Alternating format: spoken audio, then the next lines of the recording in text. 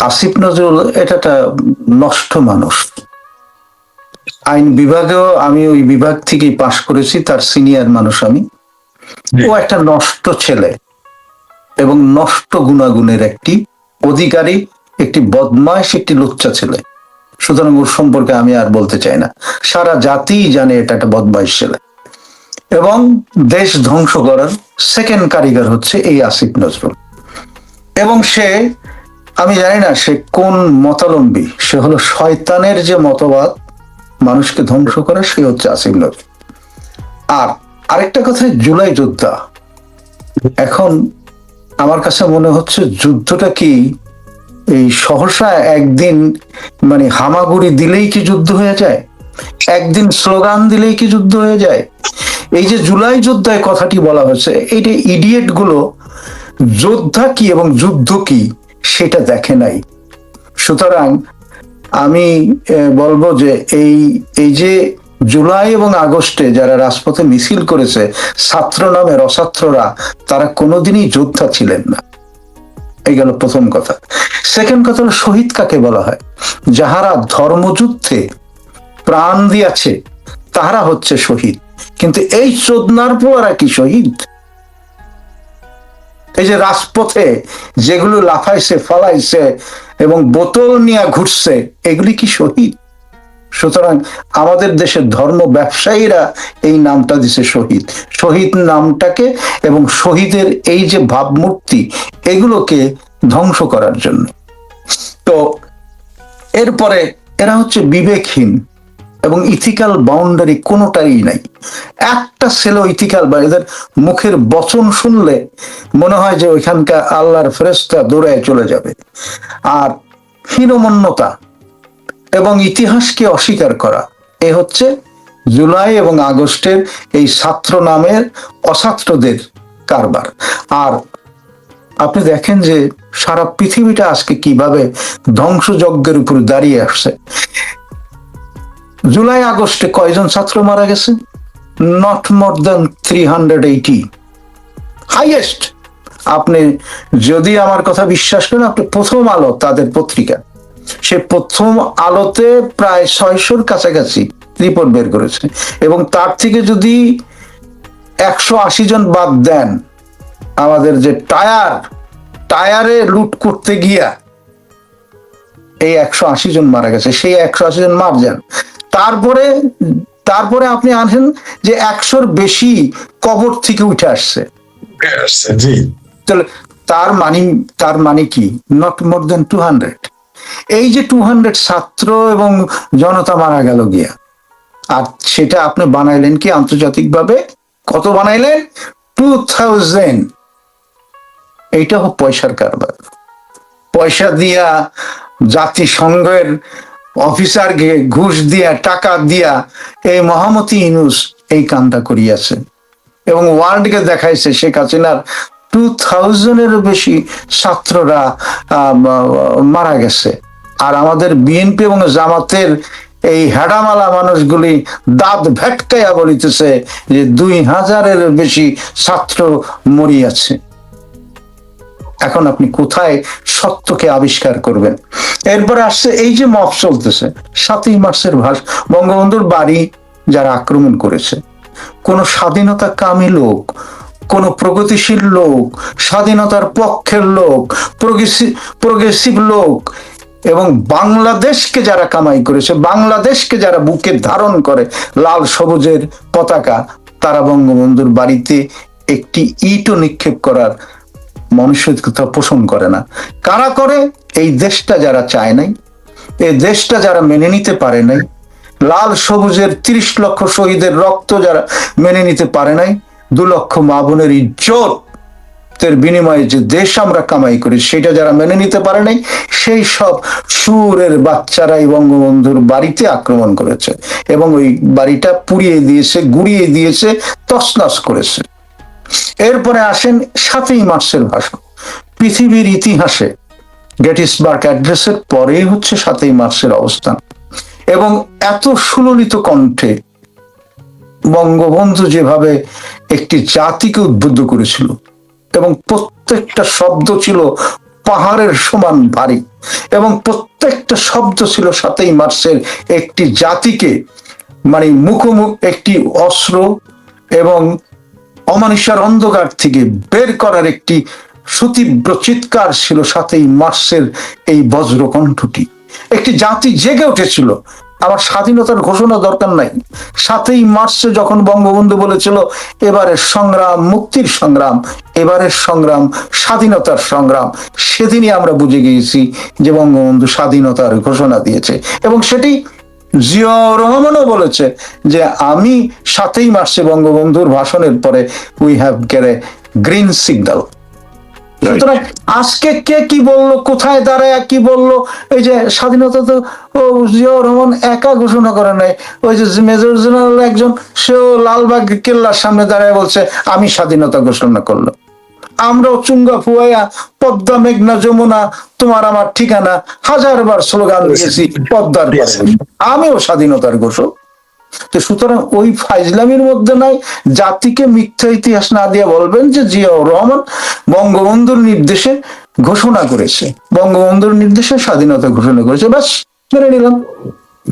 I, Major Zia, declared the independence of Bangladesh on behalf of our national leader Bangabandhu Sheikh Mujibur Rahman. শুধু এইগুলো যদি কানের মধ্যে না যায়, বদমাইশি যদি মাথায় গিলে খায়, একটি মেয়ের জীবনের সিকিউরিটি যারা দিতে পারে না তারা কোন সাতার নির্বাচন করবে? একটি মানুষের জীবন যেখানে দিতে পারে না, আপনি নির্বাচিত কোন রবাডান্ডা করবেন ওই দেশটার? You do not have a quality, you do not have a guts to save the people of Bangladesh. You don't have a guts. You are not a leader. আপনি দেখেন এখানে যে কয়জন আসছে এই নির্বাচনে 300-600 লোক তো দাঁড়াইছে। এই 600 লোকের একটা লিডার দেখা না পারে হু ক্যান চ্যালেঞ্জ যে আমি আমার বাংলাদেশের মানুষের নিরাপত্তা দেব, আমি আমার মায়ের নিরাপত্তা দেব, বোনের নিরাপত্তা দেব, আমি আমার বাংলাদেশের মানুষের নিরাপত্তা দেব। There is no one. All হচ্ছে সুধীর ভাই, আমরা আপনাকে ভোট চাই, আর ভোট নেওয়ার পরে আমরা লুট করার সিকিউরিটি চাই। That is the fashion is going on their. আমরা লুট করব, এটার একটা সিগনেচার দেন, জনগণের ভোট না। আপনি আমাকে দস্তখত দিয়ে বলেন যে আপনাকে আমি লুট করার জন্য এই দিলাম।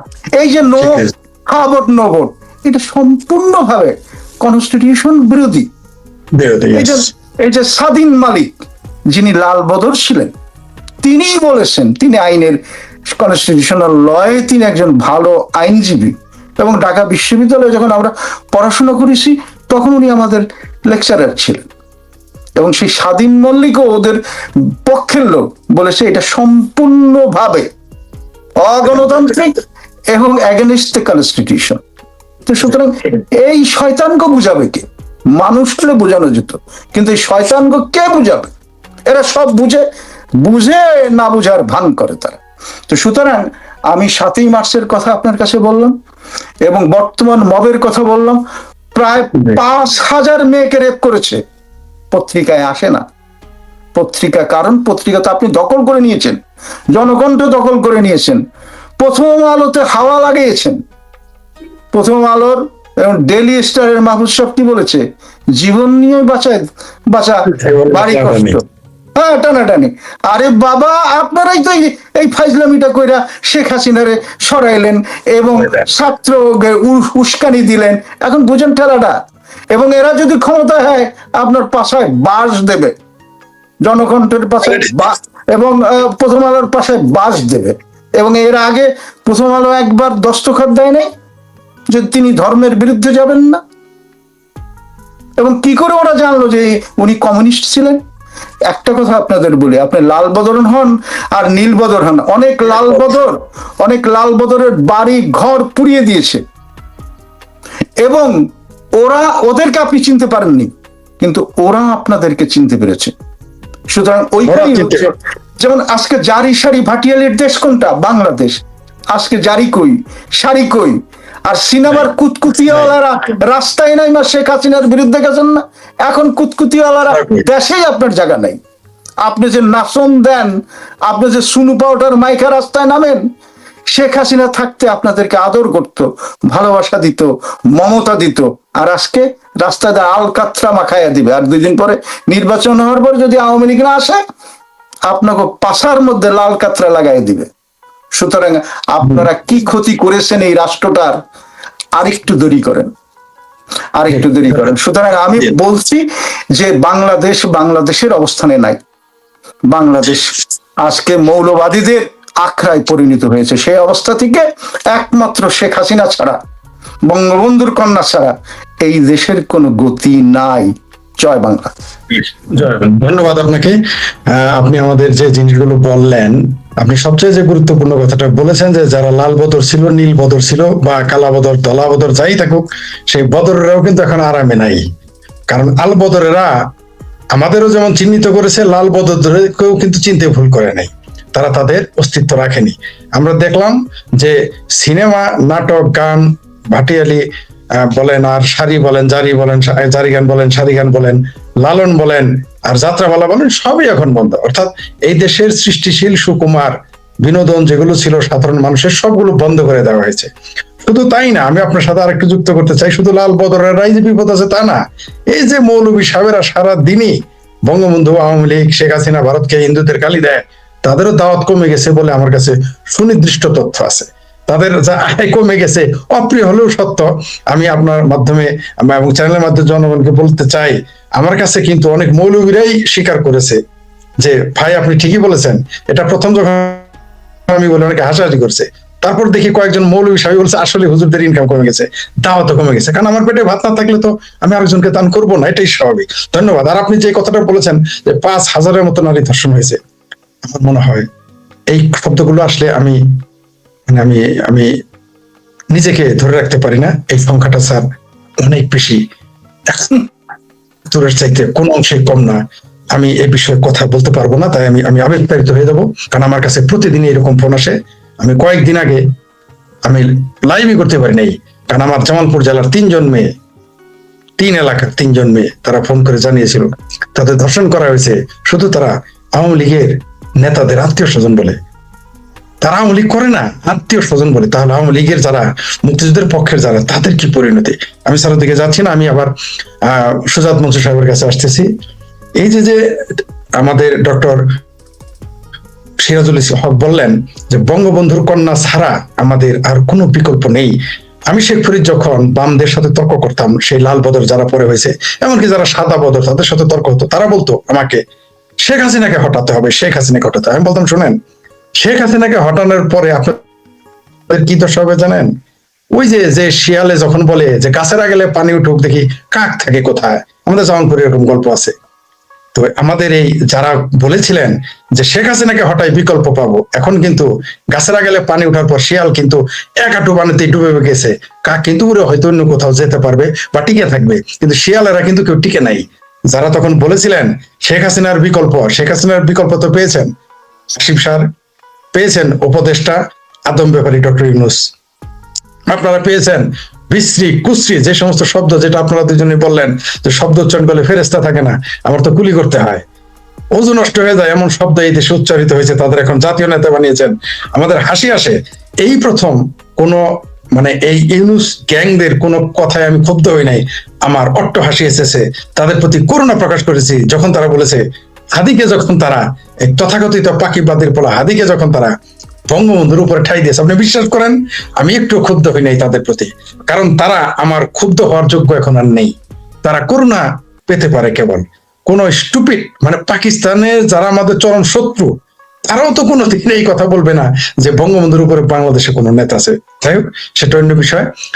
সুজাত মনসুর, আপনি কি মনে করেন যে শেখ হাসিনা ছাড়া যারা এই যে এখন নির্বাচন করবে, এরা কি আসলেই পারবে, নাকি যেটা ডক্টর হক সাহেব বললেন যে শেখ হাসিনা আসলে কেবল মানুষের আইনের নিরাপত্তা, নারীদের নিরাপত্তা, গণতন্ত্রের নিরাপত্তা, আপনি যেটা বললেন যে যেটা মৌলিক অধিকার যেগুলো কথা বললেন তার নিরাপত্তা, এমনকি ভোটের নিরাপত্তা, এমনকি এই যে মব চলতেছে, এই মবকে বিদায়, যেমন মঙ্গাকে বিদায় করেছিলেন শেখ হাসিনা, উত্তরবঙ্গের মঙ্গাকে, যেটাকে আসলে আমরা দুর্ভিক্ষ বলি, অনেকে মঙ্গা বুঝবেন না তাই শব্দটা বলে দিলাম, যে দুর্ভিক্ষ, তেমনি কি শেখ হাসিনা না আসার আগ পর্যন্ত কি এই দেশে মব সন্ত্রাস চলবেই নাকি অন্য কিছু? প্লিজ।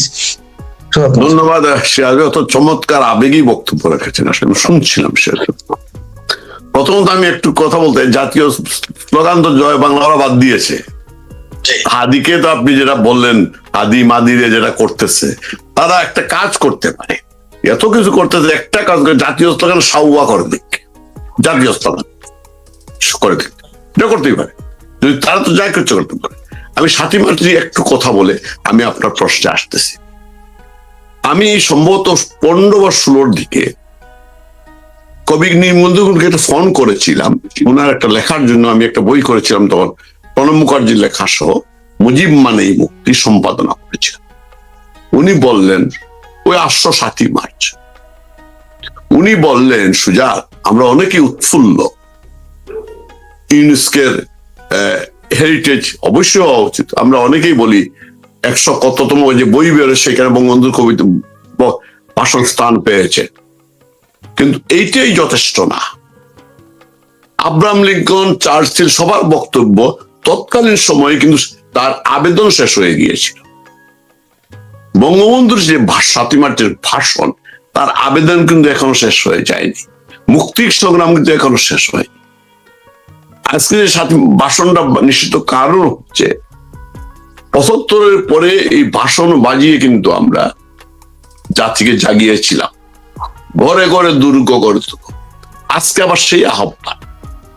এইটা যদি মানুষ শুনে, এইটা যদি মানুষ এই পড়ে, তাহলে সে জাগবেই। এই জন্য ওরা এটা নিষিদ্ধ করেছে, মানুষকে জাগতে দিতে চায় না। এই জন্য আমি বলি, বঙ্গবন্ধুর 7ই মার্চের ভাষণ এখনো এটা কোনোদিন শেষ হবে না। আপনি আমাকে যে প্রশ্ন করেছেন, উত্তরটা কিন্তু গত 15-16 মাস আমরা বিভিন্ন মিডিয়াতে, বিভিন্ন অনলাইনে আমরা দেখেছি। 90 বছরের বৃদ্ধা বলতেছে, আমার শেখ হাসিনাকে ফাঁসি দিতে পারবো, আমাকে ফাঁসি দিয়ে দেবো। আরেকজন বলতেছে, একই, আমি শেখ হাসিনাকে আবার রাজা বানাবই। বুঝতেছেন সে?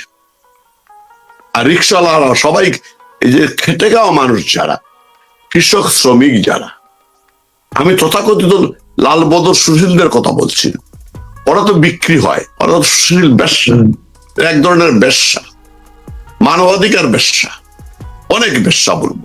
প্রত্যেকটা এনজিও চলে বিদেশিদের পয়সায়, আমেরিকার পয়সায়। যে দেশ যত গরিব হবে তত তাদের লাভটা বেশি হয়, তাদের লিল্লাটা বেশি পায়। আপনি নিক্সন মার্কেটের কাপড় কিন্তু গত 15-16 বছর কোথাও পাননি আপনি, বুঝতে পারতেছেন তো? আবার নিক্সন ওই যে বাজারে বিক্রি হবে যে বিদেশি লিল্লার কাপড়, আমি বিলেতে, সিরাজ ভাই, আমরা কিন্তু পাঠাই চ্যারিটি হিসাবে, সেটা বিক্রি হয়। নিক্সন মার্কেট ফরিদ ভাই আপনার জানা আছে, নিক্সন মার্কেট বলা হইতো যেটা, এগুলো কিন্তু শেখ হাসিনা আমলে ছিল না। মঙ্গা মানুষ কিন্তু কি বলছে, আগেই ভালো ছিলাম, আগে শুধু কৃষক বলতেছে না, শ্রমিক বলতেছে না, এমনকি যারা আন্দোলন করেছিল শেখ হাসিনার বিরুদ্ধে তারাও বলতেছে আগেই ভালো ছিলাম। তার মানে কি, মানুষ এতই অতিষ্ঠ হয়েছে, এতই অতিষ্ঠ হয়েছে শেখ হাসিনা তারা এই দেশটিকে, অনেকে আমি বলে শুনেছি অনলাইনে বলছে শেখ হাসিনা কেন দোষে 6 মাসে দেশ ঠিক করে ফেলবে। শেখ হাসিনা উনি জানেন এই কারণে এই দেশটিকে উনি চিনেন, জানেন এই যে মানুষটিকে উনি জন্মের পর থেকে দেখেছেন। পারিবারিক শিক্ষা বঙ্গবন্ধুর কাছ থেকে শিখেছেন। মানুষকে আগে আপনার ভালোবাসে, এই দেশ ও মাটিকে যদি আপনি ভালো না বাসেন, এই দেশের মানুষের তো উপকার আপনি করতে পারবেন না। আপনি যদি রোগ না ধরতে পারেন, ঔষধ দিবেন কিভাবে? এই জিনিস আমাদের বুঝতে হবে। আজকে শেখ হাসিনা ছাড়া এরা যারা আজকে ক্ষমতায় আছে, যারা স্টেক হোল্ডার, যারা এই যে বামদের কথা বলেন, মুক্তিযুদ্ধ সমাজের স্লোগানটা কি ছিল? জয় সর্বহারা। আমরা যখন বলেছি জয় বাংলা, ওরা জয় সর্বহারা। আমরা বলি জাগো জাগো বাঙালি জাগো, ওরা বলে যে জাগো জাগো সর্বহারা জাগো। ওরা বাধ্য হয়ে মুক্তিযুদ্ধ গিয়েছে। এবং শুধু তাই না, স্বাধীনতার পরে এই যে বলে আওয়ামী লীগের কি জয় বাংলা একক হয়ে গেল, আওয়ামী লীগ তো একক জয় বাংলা নিতে চায় নাই। আওয়ামী লীগের ঘরে তুলে দিয়েছো তোমরা। তোমাদেরকে কে নিষেধ করেছিল জয় বাংলা স্লোগান দিতে স্বাধীনতার পরে? তোমরাই তো জিন্দাবাদ, বামরাই তো বাংলাদেশ জিন্দাবাদ আমদানি করছে। জিয়াউর রহমান তো আসছে 75-এর পরে। সুতরাং এদের কথা আপনি, এদের কোনো চরিত্র নাই। এরা আজকে দেখেন নৈতিকতার প্রশ্ন তুলে আজকে সে জয়শঙ্কর একটা কথা কয়েকদিন আগে একটা ইন্টারভিউ দিয়েছিল টেলিভিশন, আপনার মনে আছে? শেখ হাসিনা ইচ্ছা করলে উনি যে দেশে যেতে পারবেন, উনি স্বাধীন, উনি কিন্তু বন্দী না। একটা জিনিস মনে রাখবেন, শেখ হাসিনা কিন্তু ভারতে বন্দী না। শুধু বন্দী বিনিময় চুক্তির কথা বলে কোনো কাজ হবে না। উনি সম্মানিত অতিথি, সম্মানিত অতিথি। আরেকটা বলেছিলেন যে আমরা শুনেছি যে উনার আমলে উনার বিরুদ্ধে অভিযোগ ছিল অংশগ্রহণমূলক অন্তর্ভুক্তমূলক নির্বাচন হয়নি। আমরা সেটা দেখতে চাই এইবার নির্বাচনটা। আজকে যারা ইলেকশন করতেছে, মান্না ফান্না যেগুলো নৈতিকতার কথা বলে, আজকে তো আইন করে, শেখ হাসিনা তো আইন করে, আইনে গেলে তো সংবিধান মানলে তো ৭২-এর সংবিধান মানবা, আবার সংবিধানের ধারা মানবা না। সংবিধান মানে শেখ হাসিনা তো নিষেধ করে তোমাকে নির্বাচনে যেতে, তুমি যাও নাই। শেখ হাসিনা কৌশল করতে পারে।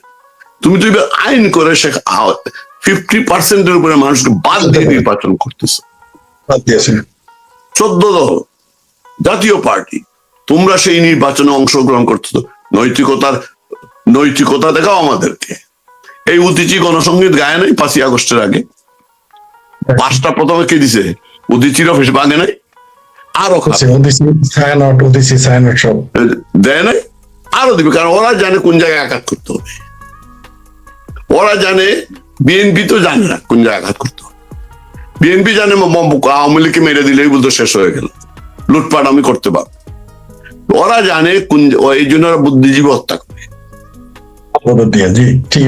আজকে যে সুলতানা কামাল, তুমি কেন লালবদর হয়েছিলাম বা কেন শেখ হাসিনার বিরুদ্ধে 15-16 বছর কথা বলেছ জানি নাই? উনি নমিনেশন চাইতে গেছিল। উনি গেছিল নমিনেশন চাইতে গিয়ে, যেহেতু শেখ হাসিনা উনার ছোট, শেখ হাসিনা বাংলাদেশের প্রধানমন্ত্রী, উনি গিয়েই বললেন হাসু কেমন আছে নমিনেশন বোর্ডে, হাসু কেমন আছে। ঘরে বলতে পারো, এখানে তো বলতে পারো না। না, ঘরে বলতে পারেন, ইয়েস ঘরে বলতে পারেন, কিন্তু পাবলিকলি তো আমরা প্রাইম মিনিস্টার, আমি একজন বিপুলকে আমি জুনিয়র, আমি তুমি বলি ব্যক্তিগত পর্যায়ে, আমি লাইভে তো বলতে পারবো না এটা। না, লাইভে বলা যাবে না। জি, মানবাধিকারের ব্যবসাগিরি করে নাই সুফিয়া কামালের মেয়ে গত 15-16 এখন কথা বলে না কেন? এই যে বদ মজুমদার সুশাসন নিয়ে কম কথা বলছে নাকি? এই সাখাওয়াত, ব্যারিস্টার সাখাওয়াত, ব্যারিস্টার সাখাওয়াত না, ব্রিগেডিয়ার সাখাওয়াত 15-16 বছর কম নসিহত করে নাই আমাদেরকে, এখন নসিহত করে না কেন? এই মতিউর রহমান এইগুলো আর বাদ দেন। এইগুলো মাহফুজ আনামের ঐতিহাসিক কারণ আছে বঙ্গবন্ধু পরিবারকে না দেখা। ওরা মনে করে বঙ্গবন্ধু, ওর বাবা ছিল আবুল মনসুর আহমদ, ওরা মনে করে আবুল মনসুর আহমদ জাতির পিতা হওয়া উচিত ছিল মাহফুজ আনাম। এই দুঃখে বিরোধিতা করে। হ্যাঁ, পারিবারিক আপনি দেখবেন আবুল হাসিমের ছেলে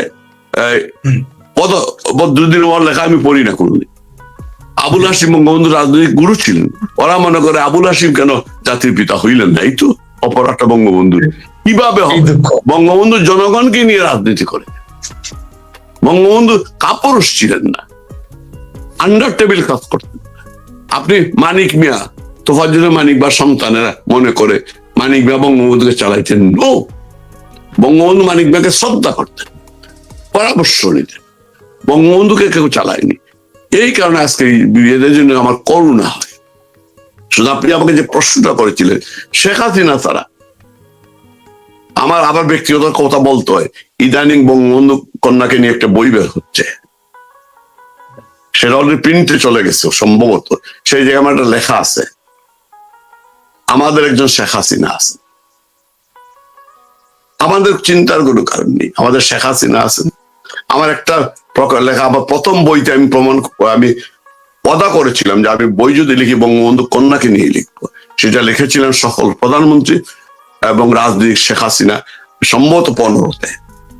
শেষে একটা লেখা ছিল, যদি তিনি ফিরে না আসতেন উনি যদি বলতে পারতেন আওয়ামী লীগেরা বঙ্গবন্ধুকে হত্যা করেছো, আওয়ামী লীগরা বঙ্গবন্ধুকে জানা পর তোমরা মন্ত্রী হয়েছো, আমি আসবো না বাংলা, কেন আসবো?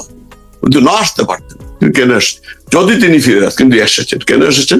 বাঙালি জাতিকে রক্ষা করার জন্য। ইদানিং সেইটাও বলেছেন। 5 তারিখ সকালে যখন আমি শুনেছি, প্রথম কান্নাকাটি করে, যখন আমি জানতে পেরেছি উনি বেঁচে গিয়েছেন, আমি শান্ত হয়ে গেছিলাম, কারণ আমি জানি জাতিকে রক্ষা উনি করবেন। উনি বলেন, এখনো বলেন, আল্লাহ যেন বাঁচিয়ে রেখেছে, আমি দেশে ফিরবই, দেশটিকে আমি রক্ষা করবই। তিনি করবেন এবং ফিরবেন। আবার 75-এর 81-তে যেভাবে এসেছিল, উনি আবারও ফিরবেন। এবারের প্রত্যাবর্তনটা হবে আরো মহাসমারোহে, এবং শেখ হাসিনাই পারেন এই দেশটিকে এই মবের হাত থেকে, অমানবিকতার হাত থেকে রক্ষা করতে, কৃষক শ্রমিককে বাঁচাতে, নারীদেরকে বাঁচাতে। শেখ হাসিনাই পারেন, কেউ পারবে না। ধন্যবাদ। ধন্যবাদ আপনাকে, চমৎকার বলেছেন। এবং এটাই সত্য যে শেখ হাসিনা বেঁচে আছেন, এটা আমাদের শক্তি, বাংলাদেশের সাধারণ মানুষের সাহস। আমিও তাই বিশ্বাস করি, এবং আমিও বিশ্বাস করি তিনি আবারও মহাসমারোহে ফিরে আসবেন বলে আমি দৃঢ়ভাবে বিশ্বাস করি। শুধু আমি না, আমি মনে করি, আপনারা জানেন যে আমি স্ট্রিট পিপলের সাথে কথা বলি, তারাও আমাদের এই কথার সাথে একমত যে শেখ হাসিনার এইবার যে প্রত্যাবর্তন, তারা তো প্রত্যাবর্তন শব্দ বলতে পারে না, শেখ হাসিনার যে এবার ফেরত আসবে, ফিরে আসবে, সেটা অনেক কিছু হবে বা মেলা কিছু হবে, এই ধরনের ভাষা তারা ব্যবহার করে, যেহেতু তাদের ভাষাগত কিছু সীমাবদ্ধতা থাকে। জি, ধন্যবাদ আপনাকে। আমরা অনুষ্ঠান শেষের দিকে আমি আবার যাচ্ছি ডক্টর সিরাজুল হক সাহেবের কাছে। এই যে আমরা বিশ্বাস করতেছি যে, এবং সাধারণ জনগণ বিশ্বাস করে যে জননেত্রী শেখ হাসিনা ছাড়া আমাদের কোনো বিকল্প নাই, আপনিও সেটা বলেছেন। তিনি ফিরে আসার ব্যাপারে, তার ফিরে আসার ব্যাপারে এই যে বাংলাদেশের সাধারণ মানুষের যে বিশ্বাস, সেটা কি সত্যে পরিণত হবে বলে আপনি মনে করেন? আমি বিশ্বাস করি। আপনি কি মনে করেন যে এটা সত্য হলে সেটা কিভাবে, আমরা অবশ্যই বিশ্বাস করেন যে এটা অবশ্যই সত্যে পরিণত হবে, সেটা কিভাবে পরিণত হতে পারে সত্যে, আমাদের যদি একটু এই বিষয়টা বলতেন। আমার অনুষ্ঠান শেষের দিকে আপনি যদি বলেন। সুজাত ভাইয়ের কথাগুলো শুনলাম। সুজাত মনসুরের, তিনি প্রবন্ধ লেখেন এবং চমৎকার কথা তিনি বলেছেন। আমি আমার কথায় আপনার প্রশ্নের উত্তর দেওয়ার আগে আমি কয়েকটা জিনিসের টিকা দিচ্ছি আপনাকে। সেটা হলো যে বঙ্গবন্ধুর ভাস্কর্য, বঙ্গবন্ধু শুধু বাংলাদেশের নেতা ছিলেন না, তার ছিল সুদূর প্রসারী চিন্তা ভাবনা। যেমন মেরিটাইম অ্যাক্ট ইউনাইটেড নেশনস এর আগে তিনি বাংলাদেশে করেছেন, এবং যার ভিত্তিতে আমি যেই দেশটাতে থাকি সেই দেশটার একটি অত্যন্ত বড় বিশ্ববিদ্যালয়ের নাম হচ্ছে ওয়েস্টার্ন সিডনি বিশ্ববিদ্যালয়। সেখানে আমরা যখন ভাইস চ্যান্সেলর এবং এখানকার যে অথরিটি, আমার সুপারভাইজার, আমি যখন ডক্টরেট করতেছিলাম, আমার সুপারভাইজার প্রপোজ করলো যে আমরা বাংলাদেশ নিয়ে এবং অস্ট্রেলিয়ার সাগর নিয়ে আমরা গবেষণা করি। সুতরাং যেহেতু আমরা বে অফ বেঙ্গল নিয়ে গবেষণা করি, সুতরাং আমরা এখানে কি বঙ্গবন্ধুর ভাস্কর্য স্থাপন করতে পারি? তখন সেটা দুই দেশের কর্মকর্তাদের সাথে মিটিং হলো। মিটিং হওয়ার পরে তারা রাজি হলো, কারণ এই বিশ্ববিদ্যালয়টি 1 টাকা দিয়ে কেনা। অস্ট্রেলিয়ান যারা বিশ্ববিদ্যালয়, তারা 1 টাকার বিনিময়ে শত শত একর জমির উপরে বিশ্ববিদ্যালয় করেছে। এবং সেই বিশ্ববিদ্যালয়ে যিনি করেছেন তার নাম হচ্ছে গভ হুইটলাম। এই গভ হুইটলাম ছিল সবচেয়ে প্রগতিশীল নেতা অস্ট্রেলিয়ার। তিনি প্রাইম মিনিস্টার ছিলেন এবং তিনি এক দুপুরে বঙ্গবন্ধুর বাড়িতে গিয়েছিলেন, বঙ্গবন্ধুর বন্ধু ছিলেন। সেই গভ হুইটলামের বিশ্ববিদ্যালয় আমরা ওইভাবে এখানে নেই না, আমরা এই ওয়েস্টার্ন সিডনি বিশ্ববিদ্যালয়, সেই বিশ্ববিদ্যালয়ে বঙ্গবন্ধুর ভাস্কর্য রয়েছে, এখনো রয়েছে। এবং পৃথিবীতে কোন এই ধরনের একটি বিশ্ববিদ্যালয়ে বঙ্গবন্ধুর ভাস্কর্য নেই। এই ভাস্কর্যটা করতে পেরেছি আমরা যেহেতু বঙ্গবন্ধু মেরিটাইম অ্যাক্ট করেছে ইউনাইটেড নেশনস করার আগে। সুতরাং এইখানেই বঙ্গবন্ধুর তার জীবনের কর্মজীবনের প্রখর দৃষ্টি সম্পন্ন, দূরদৃষ্টি সম্পন্ন ছিলেন বঙ্গবন্ধু। আর দ্বিতীয় কথাটি আমি বলতে চাই যে শেখ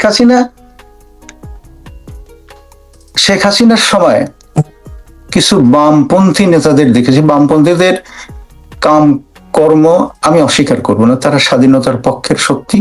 তবে আবার কিছু কিছু বলছে 2 কুকুরের লড়াই বাংলাদেশটা ছিল জি, দুই বলেছেন, জি, কুকুরের জি, লড়াই, অর্থাৎ এক জি, চিঙ্কু বাংলা বলে। হ্যাঁ হ্যাঁ, এক কুকুর চলে যাবে, আরেক কুকুর পুঁজিবাদের মালিক হবে। আরে বন্ধুরা, ঠিকই আছে, আপনাদের অ্যানালিসিস ঠিক আছে, কিন্তু আপনারা বলেছেন বিপ্লব দীর্ঘজীবী হোক। এখন কিসের বিপ্লব আপনাদের? বিপ্লব মানে কি এটা বুঝেন? বিপ্লব মানে আমূল পরিবর্তন। সেই পরিবর্তনের লক্ষ্যে আজকে আপনি সাম্রাজ্যবাদের, আজকে আপনি জামাতের পা চেটে বাংলাদেশের রাজনীতি টিকে আছেন। আপনার বিপ্লব কোথায়? আপনি আমাকে বুঝান আপনার বিপ্লবটা কোথায়?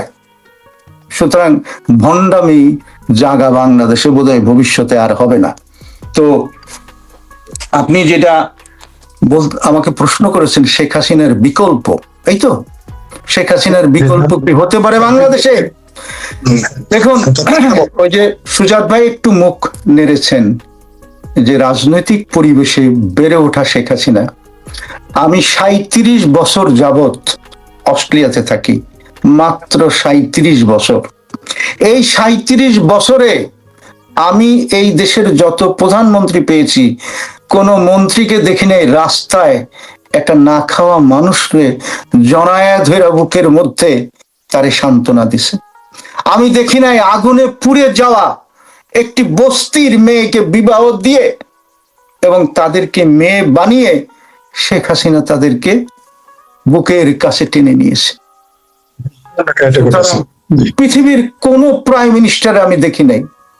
আর সেই আজকের যে বাংলাদেশে নষ্ট মানুষগুলো প্রশাসনকে, they have grab the power, তাদেরকে জনগণ নেয় নাই।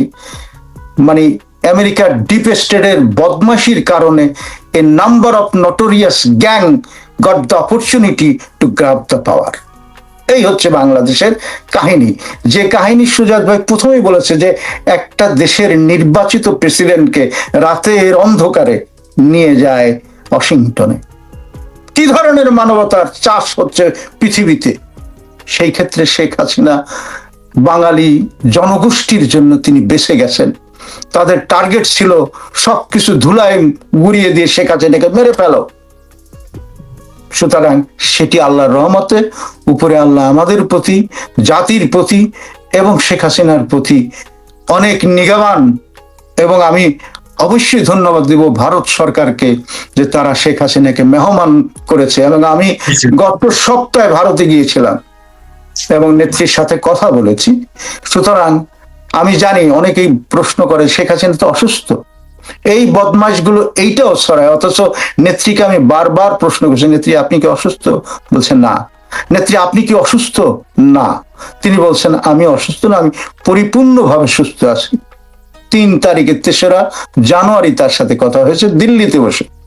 সুতরাং এগুলো হলো প্রোপাগান্ডার মধ্যে দিয়ে একটি দেশকে মানে ধ্বংসের দ্বার প্রান্তে নিয়ে গেছে।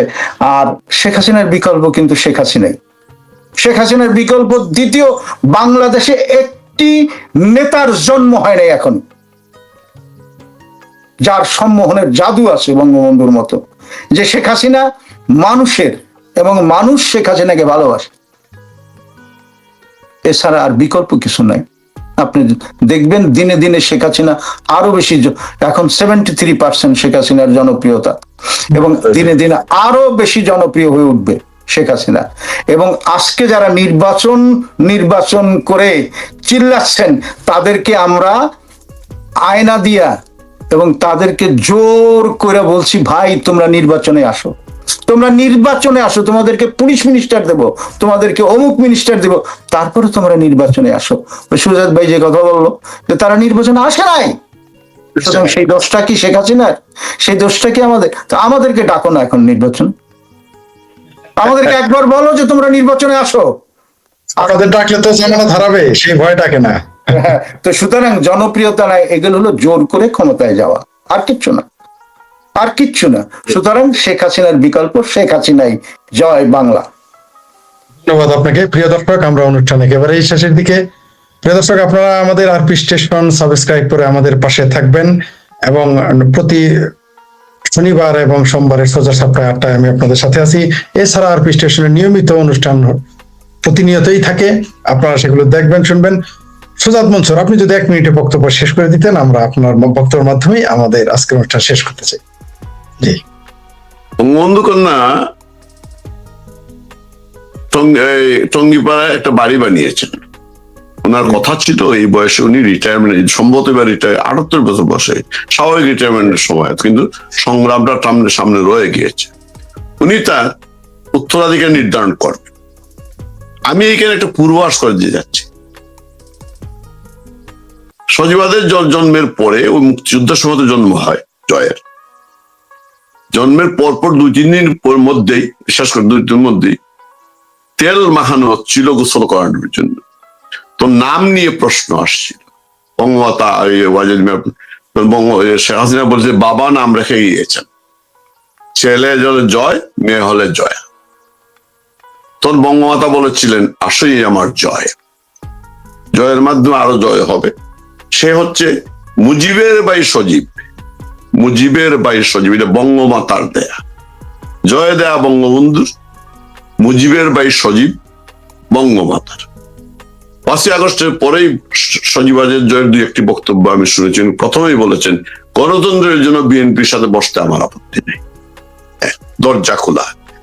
রিসেন্টলি বলেছেন বিএনপি আমার প্রতিপক্ষ, রাজনৈতিক শত্রু নয়, কিন্তু মুক্তিযুদ্ধ বিরোধী আমার শত্রু। আর অনেক কিছু ম্যাচুরিটি আমি দেখেছি। আমার মনে হচ্ছে স্বাভাবিকভাবে শেখ হাসিনা একসময় অবসরে যাবেন, যেতেই হবে, বয়স হয়েছে, সুস্থ হলেও যেতে হবে, সুস্থ রাখবেন, কিন্তু যাবেন। আমরা তো কোনো শতায়ু দেখতে চাই, শতায়। আমার মনে হচ্ছে সজীবাদের জয়, মুজিবের ভাই সজীব আমাদের নেতৃত্বে আসতে পারেন, এবং কর্মীরা সেইটাই চায়। কর্মীরা বঙ্গবন্ধুকে ছাড়া, বঙ্গবন্ধু পরিবার ছাড়া আওয়ামী লীগের ব্র্যান্ড হচ্ছে বঙ্গবন্ধু।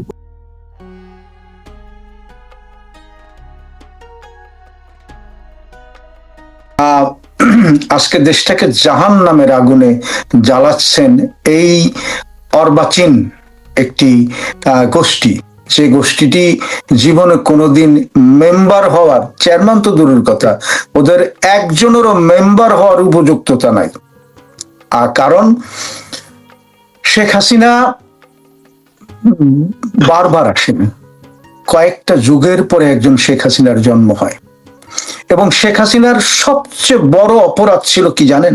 শেখ হাসিনার সবচেয়ে বড় অপরাধ ছিল তিনি এই দেশটিকে, দেশের মানুষকে, গরিব মেহনতি খেটে খাওয়া মানুষকে এবং না অনাহারী মানুষকে খুব বেশি ভালোবেসেছিলেন। এতটা ভালোবাসা ভালো নয় যেটি শেখ হাসিনা করেছিলেন। এই যে শেখ হাসিনা, যিনি ভোর 5টায় ঘুম থেকে উঠতেন আর রাত 12টা, আমি হাজারো দিন দেখেছি যে তিনি কখন ঘুমাতে যাচ্ছেন। সারা জাতিকে ঘুমে রেখে তিনি নির্ঘুম রাত কাটাতেন। সেখান থেকে এই যে হায়নার দল 5 তারিখে একটি মিথ্যা প্রলোভন এবং মিথ্যা কথা বলে একটি জাতিকে ধ্বংসের দ্বার প্রান্তে নিয়ে গেল। সে মিথ্যাটা কি জানেন?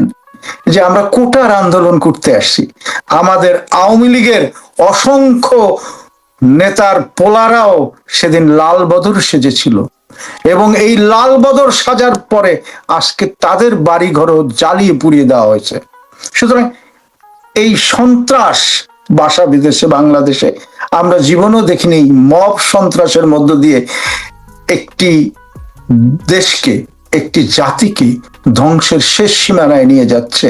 এবং এই যে মবের, ওদের চেহারা ক্যামেরার মধ্যে আছে, ভিডিওর মধ্যে আছে, আমাদের স্ক্রিনে আছে, তারপরও এই যে মানে জাত শত্রু, এই যে শয়তান এবং সন্ত্রাসবাদীরা একটি কথাও বলছে না। আগুন দিয়ে পুড়িয়ে মারা হচ্ছে মানব সন্তানকে, সেখানে ওরা কথা বলতেছে না। উল্টা পিলে আওয়ামী লীগের লোকজন তাকে অ্যারেস্ট করে জেল বোঝাই করে, এবং জেলখানায় 87 জন আওয়ামী লীগের নেতা কর্মীকে মেরে ফেলা হলো, কোনো কথা বলতেছে না।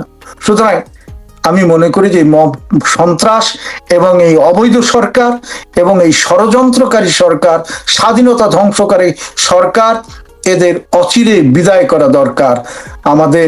আমরা অস্ট্রেলিয়ায় আমাদের সরকার এটি জানতো না, আজকে তারা জানতে পেরেছে এবং এখন তারা বুঝতে পেরেছে যে পূর্বে তারা ভুল করেছে, এবং যদিও সেটা আমাদের লিখিত দেয়নি তারা ভুল করেছে, এটা কোনো রাষ্ট্রই দেবে না, কিন্তু তারা উপলব্ধি করছে যে বাংলাদেশে যে অন্যায়টি চলছে, যে সন্ত্রাসবাদ এসে গেছে বিশ্ব মরলের ভুলে, সেটি তারা আজকে উপলব্ধি করছে। সুতরাং আমি মনে করি যে এই মব সন্ত্রাস বিদায় হওয়া দরকার। ধন্যবাদ।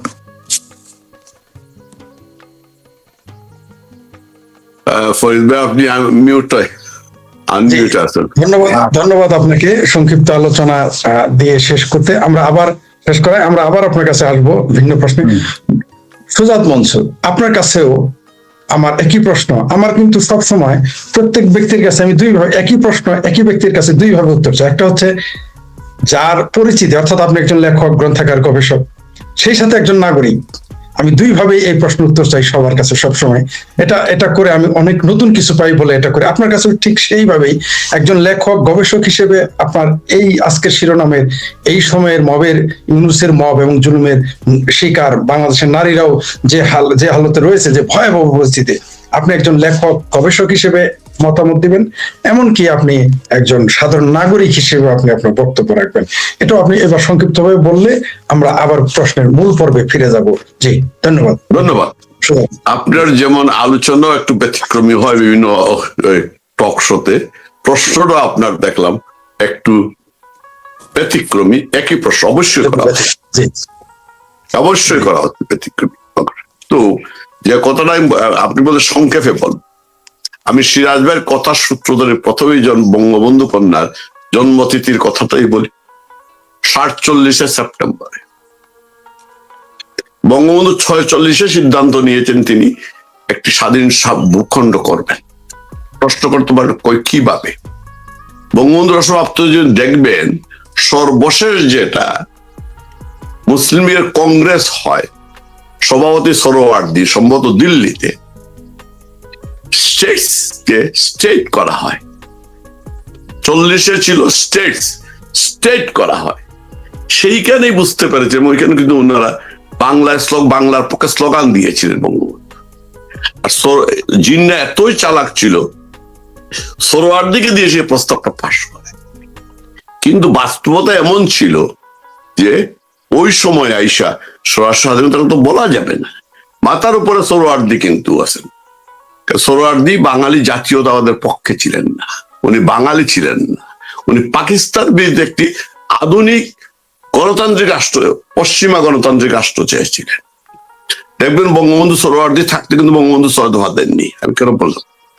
এসেই করলেন যুবলীগ, শামসুল হক সাহেব উদ্যোগ নিলেন, বঙ্গবন্ধু জয়েন করলেন। আগস্ট সেপ্টেম্বর, আমি কেন বললাম, শেখ হাসিনার জন্ম সেই 47-এ, কিন্তু সেপ্টেম্বর 1 মাসের মধ্যেই ভাষা আন্দোলন শেখ হাসিনা দেখেছেন, স্লোগান দিয়েছেন ছোট।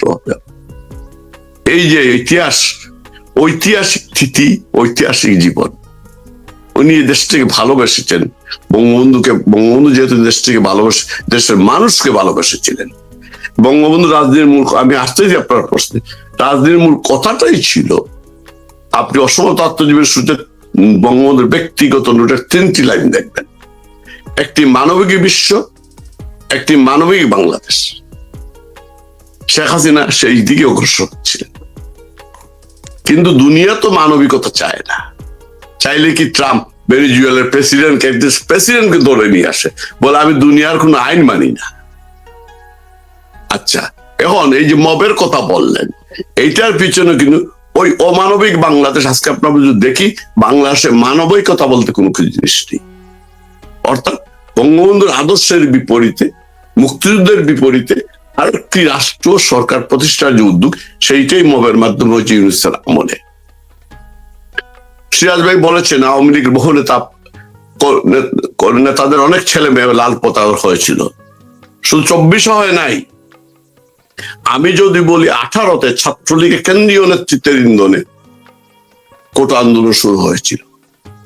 নুরুল ছাত্রলীগ করত, নুরা ছাত্রলীগ করত। তার 24-এ আইসে, উনি ওই সময় বঙ্গবন্ধু কন্যা হ্যান্ডেল করতে পারলেও 24-এ আইসা নেতারা সামনে আসে নাই। কোটার পক্ষে অনেকেই আমাদের ছিল, হয়তো আপনি ছিলেন না, ফরিদ ভাই ছিলেন, আমরা শুরুতে আমরা এটা বুঝতে পেরেছিলাম। 18 দিয়ে আমরা এটা লড়াই করেছি এটা নিয়ে অনলাইনে। 24 সিরিয়াসলি মাত্র গোটা কয়েকজন শুরু করেছিলাম আমরা তখনই বলেছিলাম এইটা কোটা না, অন্যটা আসতেছে। আজকে এই যে কথাটা বললাম, একটি অমানবিক বাংলাদেশ করতে চায়। বঙ্গবন্ধু কন্যাকে রেখে, আওয়ামী লীগকে রেখে অমানবিক বাংলাদেশ করা যাবে না। অনাবিক বাংলাদেশটা কি? এখানে স্বৈরাচার সর্বশ্রেষ্ঠ স্বৈরাচার থাকবে, মানুষের কোনো অধিকার থাকবে না, নারীর কোনো অধিকার, মানুষ বলতে যা বোঝে মানুষ কোনো অধিকার থাকবে না। মব হবে, বাড়িঘর জ্বালিয়ে দেওয়া হবে, জেলের ভিতরে হত্যা হবে, মানবিক যে অধিকারগুলো সে কিছুই থাকবে না। শুধু গণতন্ত্রের ভোটাধিকারটাই মানুষের মৌলিক অধিকার নয়। আপনি সংবিধানে 5টি মৌলিক, দুনিয়া ব্যাপী 5টি মৌলিক অধিকারের কথা বলা হয়েছে। সেটা কি? অন্ন, বস্ত্র, বাসস্থান, চিকিৎসা, শিক্ষা। গণতন্ত্রের কথা বলা হয় নাই। কিন্তু গণতন্ত্র আমার, হ্যাঁ আমি কথা বলবো, আজকের যে গণতন্ত্র সেই গণতন্ত্রটা কি সেই অবস্থা। এই জন্য বঙ্গবন্ধু প্রায়ই বলতেন আমি চাই সাম্যের গণতন্ত্র, বঙ্গবন্ধু আমি চাই শোষিতের গণতন্ত্র। সেইটাকে অনেক বিষয়, এই যে আপনি মম বললেন, ইউনুসের রাজত্বটা হচ্ছে সে প্রেসক্রিপশন নিয়ে এসেছে আমেরিকার, পশ্চিমাদের একটি অমানবিক দুনিয়া বাংলাদেশ চায়, এবং সে অমানবিক বিশ্বে জয়েন করতে, তাই আজকে সে ইসরায়েলের পক্ষে যেতে চায়, গাজায় মানুষ হত্যা করতে চায়। এই জায়গায় একটা ডিফারেন্স। 73 বঙ্গবন্ধু বলেছিলেন বিশ্ব আজ দুভাগে বিভক্ত, একটা শোষক আর শোষিত, আমি শোষিতের পক্ষে। বঙ্গবন্ধু কন্যা শোষিতের পক্ষে ছিলেন, ওরা শোষকের পক্ষে। 87% বিএনপির কোটিপতি প্রার্থী, 7 জন না 8 জন 100 কোটি প্রার্থী। এরা কিসের সংবিধান প্রণয়ন করবে? কি আইন প্রণয়নটা করবে? আবার আসিফ নজরুল আইনা মহিলাদের বিয়ের ব্যাপারে যেটা বললো যে আপনি দ্বিতীয় বিয়ে করতে, এই যে আইনগুলো করতেছে, জুলাই যুদ্ধের সাথে মুক্তিযোদ্ধাদের তুলনা করে বলতেছে কি ওরা তো ইন্ডেমনিটি পেয়েছিল, মুক্তিযোদ্ধারা কি ডাকাতি করেছিল, চাঁদাবাজি করেছিল? জুলাই যোদ্ধাদের এই যে ইন্ডেমনিটি দেওয়া হলো, সে তারা তো ডাকাতি করবে, যা ইচ্ছা তাই করতে পারে। সুতরাং আমি সংক্ষেপেই বললাম, এই হচ্ছে ইউনুসের মবের বাংলাদেশ, এ হচ্ছে জুলুমের আন্দোলনের বাংলা, জুলুমের জুলাই সন্ত্রাসের আন্দোলন। জি ধন্যবাদ আপনাকে। আসলে একটা অদ্ভুত ব্যাপার, এই যে এই মুহূর্তে আইন উপদেষ্টা কত বড় বেহায়া নির্লজ্জ আসিফ সার, মানে মৌলবীদের পক্ষে করতে চায় সে তোমার বিয়া পাগলা। জি জি জি বুঝতে পারছি। শোনেন এই লোকটা মানে কি পৃথিবীতে মানে এরকম অসভ্য কোন আইন উপদেষ্টা না উপদেষ্টা, সে কি চিন্তা করে দেখেন অনুমতি নেই। জি অপদেষ্টা। তো যে সমস্ত নারীরা জুলাইয়ের 24 জুলাই 5 আগস্টে লাফালাফি করেছিলেন, ফলাফল তো পেয়ে গেছেন। মাশাআল্লাহ আপনাদের স্বামীরা এখন দ্বিতীয়বার হাঙ্গা করবে, কোনো অনুমতি, দ্বিতীয়বার তো বিয়ে হয় না, ওটা হাঙ্গা, জামালপুরা ভাষা। যে এখন আর কোনো অনুমতি লাগবে না, মাশাআল্লাহ। এবার নারীরা যারা লাফালাফি করছে তারা এবার বুঝুক। আপনি যে কথাটি বলেছেন যে আসলেই চমৎকার একটা কথা তুলে ধরেছেন যে মৌলিক অধিকার 5টি, সেখানে গণতন্ত্রের কথা ছিল না, রাইট? তবে ইদানিং বোধ হয় জাতিসংঘে 6টি মৌলিক অধিকার আরেকটি যুক্ত করে, সেটা সামাজিক নিরাপত্তা সম্ভবত এটা, বা সামাজিক সুরক্ষা। তো সামাজিক সুরক্ষার মধ্যে কিন্তু আর নারীরা থাকলো না। এমনিতেই আমরা নাই, বাংলাদেশে যে জাতিসংঘ যে সর্বশেষ যুক্ত করেছে 6 নম্বর, যেটা মৌলিক অধিকার হিসেবে স্বীকৃত। যদিও ইদানিং জাকারবার্গ বলেছে ফেসবুকও নাকি মৌলিক অধিকারের অংশ। আমার ফেসবুক কিন্তু খেয়ে দিয়েছে এই ইউনুস বাহিনী, বট বাহিনী, আমার ফেসবুক গায়েব। যাই হোক, ধন্যবাদ আপনাকে কথাটা তোলার জন্য, যে জাতিসংঘ সনদ অনুযায়ী নারীরা সুরক্ষা এখন বাংলাদেশে পাচ্ছে না, এই আসিফ সারদের আমলে, এই অপদেষ্টাদের আমলে। জি আমি চলে যাচ্ছি আমাদের বিশিষ্ট আইনজীবী ডক্টর সিরাজুল ইসলাম হকের কাছে। আপনার কাছে আমার সুনির্দিষ্ট কিছু প্রশ্নের মধ্যে একটা থাকবে, একটা আমি করবো, তারপর আপনি তো আপনার মতো আপনার বিষয়গুলো তুলে ধরবেন। যেহেতু আপনি জননেতা, আপনার কাছে আমরা অনেক কিছু জানতে চাইবো। হয়তো আমরা সেই প্রশ্নগুলো করতে পারবো না যেহেতু আমরা জননেতা নই। আপনি আশা করবো যে আপনি নিজের পক্ষ থেকে সেগুলো বলবেন। আমার পক্ষ থেকে যে প্রশ্নটা হলো, এই যে বাংলাদেশে এই মুহূর্তে যে মব চলতেছে, যদি নির্বাচন হয়, যদি বিএনপি ক্ষমতায় আসে, তাহলে এই মব সন্ত্রাস তো কমবে না, বরং বাড়বে। তখন আপনি একজন আওয়ামী লীগের নেতা হিসেবে কর্মীদের প্রতি আপনার কি আহ্বান থাকবে, তাদের কি করা উচিত, এটা আপনার কাছে একটা আমার প্রশ্ন। আর এই যে এই মুহূর্তে নারী স্বাধীনতাকে যে খর্ব করা হলো, পাশাপাশি আপনি জানেন যে বঙ্গবন্ধুর যে 7ই মার্চের ভাষণ, যেটা আন্তর্জাতিকভাবে স্বীকৃত, ইউনেস্কো স্বীকৃত, যাকে যে বক্তব্যের কারণে বঙ্গবন্ধুকে বলা হয় রাজনীতির কবি, যাকে বলা হয় রাজনীতির কবি, সেই পয়েন্ট অফ পলিটিক্স, যার বক্তব্যের কারণে আমাদের দেশটা স্বাধীন হলো, সেই ভাষণ পাঠ্যপুস্তক থেকে বাদ দেওয়া হলো। আমি ব্যক্তিগতভাবে মনে করি 32 নম্বর ভাঙার চাইতে এটার জন্য আমার বেদনা আরো বেশি লেগেছে। 32 নম্বর বাড়ি ভাঙার কারণে বাংলাদেশের পোস্ট কোড অনেকেই মনে করেন সেটা ভাঙার কারণে যদি আমার 100-র মধ্যে আমি ব্যথা পেয়ে থাকি 50%, এই 7ই নভেম্বর এই যে 7ই মার্চের যে ভাষণ এরা যখন পাঠ্যপুস্তক থেকে বাদ দিল, আমার কাছে কেন যেন মনে হয়েছে পুরো বাংলাদেশটাকে তারা বাদ দিয়েছে। এই বিষয়ে আপনি বলবেন। জি, ধন্যবাদ। শুরু করতে পারেন ডক্টর সিরাজ। ধন্যবাদ শেখ ফরিদ সাহেব আপনাকে। দেখুন, প্রথমে আমি একটা মানে বিশ্লেষণের আগে আমি একটা কথা বলতে চাই, সেটা হলো যে